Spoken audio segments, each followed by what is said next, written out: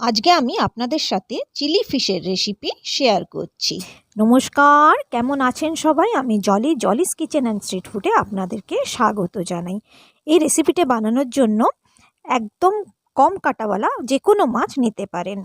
মাছগুলোকে পাতলা পাতলা লম্বা লম্বা করে কেটে নিয়েছি। কেটে নেবার পরে তার মধ্যে আমি হাফ লেবুর রস দিয়ে দিচ্ছি, পরিমাণ মতো নুন দিয়ে দিচ্ছি, 1 চামচ আদা রসুনের পেস্ট দিচ্ছি, আর হাফ চামচ গোলমরিচের গুঁড়ো দিচ্ছি। দিয়ে খুব ভালোভাবে মেখে এটাকে আমি 15 মিনিটের জন্য সাইডে রেখে দিচ্ছি।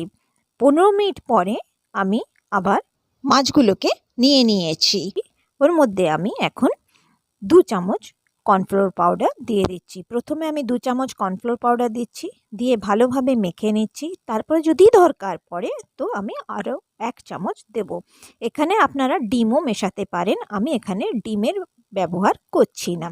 আমার একটু কর্নফ্লোর পাউডার লাগবে, সেই জন্য আমি আরও 1 চামচ কর্নফ্লোর পাউডার এর মধ্যে দিয়ে খুব ভালোভাবে মিশিয়ে নিচ্ছি। এরপর এটা সাইডে রেখে দিচ্ছি। গ্যাস অন করে কড়াই চাপিয়ে দিয়েছি। কড়াইয়ের মধ্যে আমি রিফাইন তেল দিয়ে দিচ্ছি। তেলটাকে খুব ভালো করে গরম করে নিচ্ছি। তেল যখন গরম হয়ে গেছে তখন মাছের পিসগুলো এক এক করে এর মধ্যে ছেড়ে দিচ্ছি। ছেড়ে দেবার পরে এগুলোকে আমি সোনালি কালার হওয়া অবধি ভাজবো। দেখুন, এখানে আমার একটা পিঠ ভাজা হয়ে গেছে, আমি আর একটা পিঠ ভেজে নিচ্ছি। এরকম উল্টে পাল্টে আমি পুরো গোল্ডেন কালার হওয়া অবধি ভেজে নেব। এই রান্নাটা খুবই সহজ রান্না, সবাই করতে পারবেন। দেখুন, এখানে আমার মাছগুলো ভাজা হয়ে গেছে। এখন আমি মাছগুলোকে কড়াই থেকে নামিয়ে নেব। এরপরে বাকি মাছগুলো আমি এইভাবে ভেজে নেব। আমরা প্রতিদিনই মাছের ঝোল, ঝাল, চচ্চড়ি খেয়ে থাকি।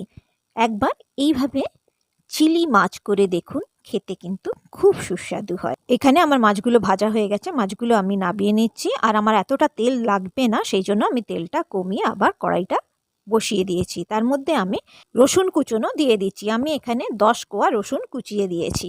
তারপরে আমি 2 থেকে 3টে লঙ্কাকে চিড়ে দিয়ে দিচ্ছি, আর একটা পেঁয়াজ কুচিয়ে রেখেছিলাম লম্বা করে কেটে, সেটা দিয়ে দিচ্ছি। পেঁয়াজটা একটু নাড়াচাড়া করার পরে আমি ওর মধ্যে একটা ছোট ক্যাপসিকাম লম্বা করে কাটা দিয়ে দিচ্ছি। দিয়ে হাই ফ্লেমে খুব ভালোভাবে পেঁয়াজ আর ক্যাপসিকামটাকে একটু ভেজে নিচ্ছি। অল্প ভাজবো, বেশি ভাজবো না। এটা ভাজা হতে থাক, ততক্ষণে আমি একটা সস বানিয়ে নিই। একটা বাটির মধ্যে আমি 1 চামচ ভিনিগার নিয়েছি, 2 চামচ টমেটো কেচাপ নিয়েছি, আপনারা এর মধ্যে টমেটো সসও দিতে পারেন, আর 1 চামচ রেড চিলি সস নিয়েছি, আর 1 চামচ সোয়া সস নিয়েছি।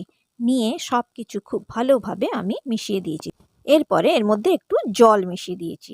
জল মিশিয়ে সসটাকে একটু পাতলা করে নিয়েছি। এখন আমি কড়াইতে সসটা দিয়ে দিচ্ছি। তারপরে একটু জল মিশিয়েছি, পরিমাণ মতো নুন মিশিয়েছি।